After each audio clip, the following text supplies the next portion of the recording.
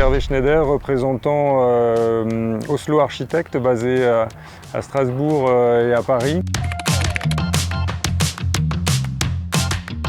Nous sommes sur le site du projet de déconstruction et reconstruction du collège François Villon à Mulhouse. Il s'agit d'un projet de démolition du bâtiment existant. C'est une opération tiroir puisque les élèves se retrouvent dans une autre partie du bâtiment conservé sur le site.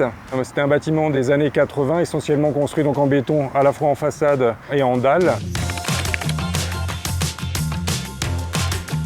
Nous avons souhaité valoriser les déchets liés à la déconstruction. Nous avons mis au point un petit marché prototype pour déconstruire une partie du bâtiment et vérifier comment on allait pouvoir réutiliser les panneaux de béton qui constituaient les façades du bâtiment. L'objectif envisagé initialement était de pouvoir reprendre ces panneaux, les mettre à plat et constituer ainsi par exemple le sol de la cour. On savait qu'il y avait énormément d'amiante dans le bâtiment et notamment dans les joints entre les panneaux. La manière de détacher les panneaux, etc.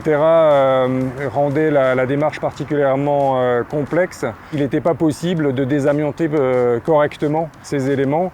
On s'est donc tourné vers une autre solution qui consistait à démolir, à désamianter et à traiter les déchets. Et les gravats de béton ont été triés et concassés sur place pour pouvoir être réutilisés en fond de forme des bâtiments. Plutôt que d'aller concasser sur un site en dehors de notre chantier, on a demandé à l'entreprise de ramener son matériel de concassage sur le chantier.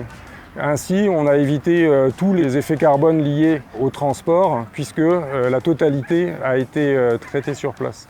Elle a été traitée sur place pendant les congés d'été pour éviter justement que les nuisances de vibrations, de poussière et évidemment sonore également, ne perturbent les élèves pendant les cours. La déconstruction a généré 2000 m3 de gravats de béton. Ça représente 3800 tonnes de masse qui ont été réparties sur le site sur environ une couche de 50 cm.